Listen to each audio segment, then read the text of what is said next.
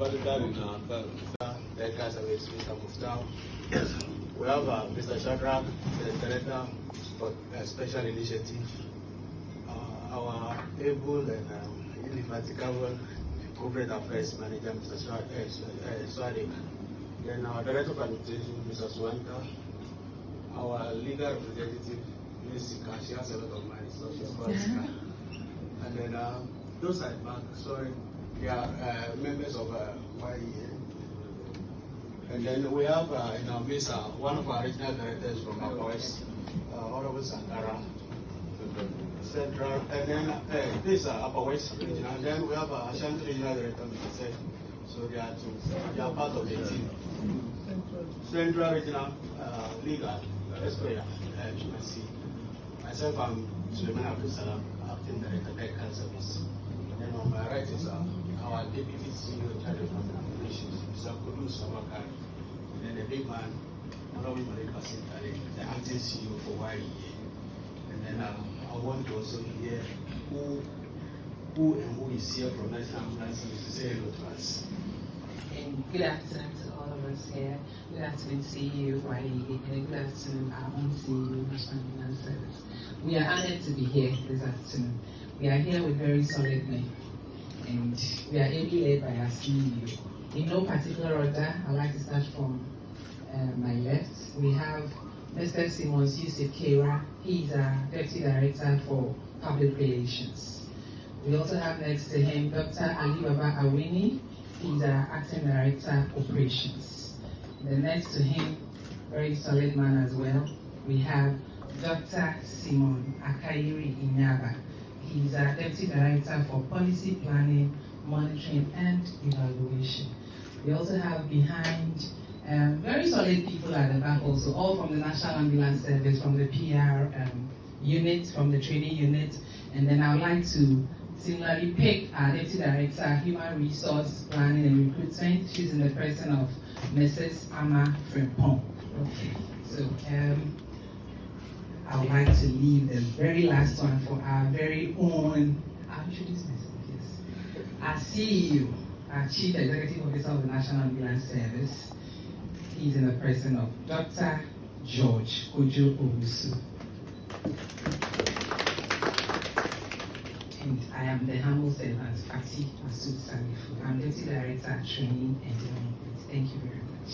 Opportunity for someone to take advantage of. And so where there's a problem, there should be a solution. And in the end, that solution should be able to transform into job creation. But in Africa, we see the problem, and in finding the solution, most of we end up creating another problem again for other people. And so looking through, we realize that, look, from where we come from, people still die out of snake bites. People still die out of, very mega, diseases or attacks. There are people who still die out of heart attacks immediately simply because they were unable to get to the hospital early enough, or they were unable to get, some first aid. And so we felt that, look, I remember the story of a young man who was bitten by a snake in a small village around Aboya. And instead of tying the leg to stop the movement or the spread of poison, you have more medical terms to that, but the spread of the poison, they rather went to cut grass and leaves and stopped the blood flow. Instead of allowing the blood to flow, they were rather stopping it, thinking that those herbs would rather help solve the situation. And by the time they could realize, the whole leg was infested. Before they could get to the hospital, the person had died. But if there was some first aid or some medical knowledge or technical knowledge there and then, we would have been able to save that particular life. And so many of the deaths that occur in the villages as a result of negligence and, excuse me to say, some level of ignorance. And so we thought that, look, finding that problem needs a solution. And the solution to that is by putting in place a method where we have first aid to some of these people. We realize that within the zonal areas, anytime there's a critical medical situation, the first person the community will call upon is usually the assemblyman. So anytime somebody is attacked or someone collapses, they are looking for the number of the assemblyman to call in. And the assemblyman is not a medical expert. So he will also come there, come and look at the situation, take his phone and now start looking for an ambulance, to come.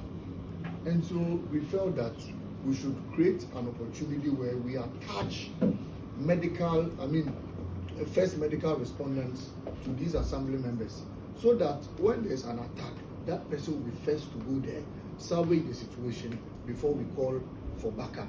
And it will also reduce prank calls within the ambulance service. I was told last year that sometimes someone will just call the ambulance service. The vehicle takes off and is going there, only for it to turn out to be a prank call. And then the person says, I'm just testing to see if you really exist. You see the mentality. But at least once there's a first respondent who liaises with the ambulance service, once the person gets there and sees the situation, there are some situations that do not even require the presence of the ambulance. So the person will be able to manage the situation before moving the person to the nearest check compound. If the person gets there and there's a need for an ambulance, the person will call the ambulance service, and the ambulance service could quickly rush to the location of the first respondent. And that is how come we arrived at the name, the community medical first respondent. That person should be the first point of contact to any medical situation. Once we do that, your insight,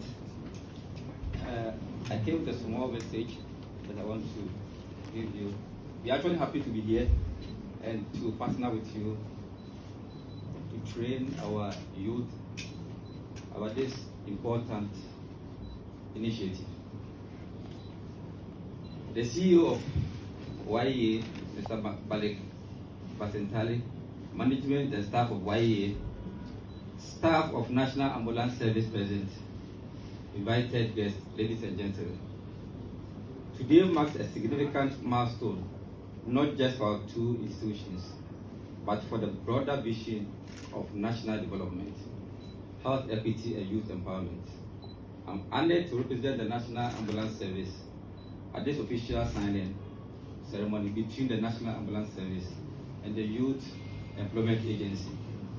As you said, this partnership is designed to train and deploy 6,000 community medical first respondents across the country.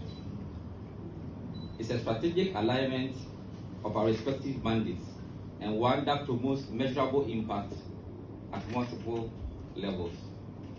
The curriculum consists of 10 modules, including Introduction to Medical Emergencies, Medical Airway Management and Breathing, Circulation and Breathing Control, Mass Casualty Incidents and Triage, just to mention a few.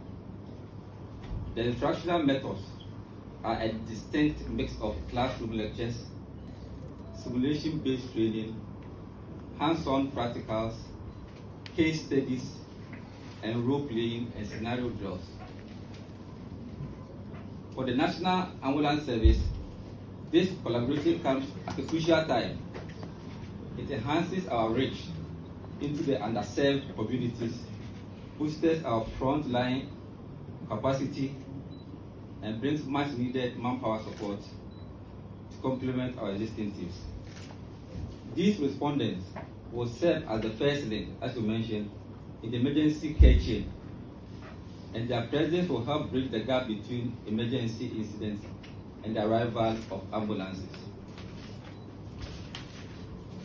To the Youth Employment Agency, this is an opportunity to fulfill your core mandate of creating meaningful employment and avenues for young people with roles that offer practical skills, discipline, and exposure to real public service. These young men and women will be equipped not only with the knowledge of emergency care, but also with leadership, empathy, and a deep sense of civic responsibility. And for the communities, the benefit is direct and profound. Thousands of Ghanaians, especially in the remote and high-risk areas, will now have immediate access to trained respondents in times of emergency. It means quicker intervention, higher survival rates, and ultimately lives saved.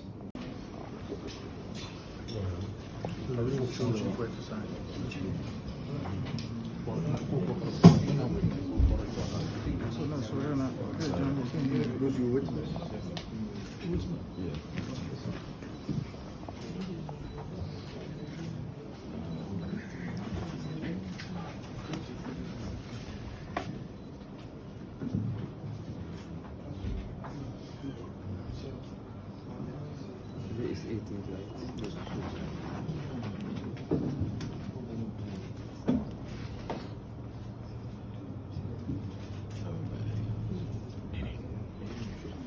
Okay, so I can sign that when we are done.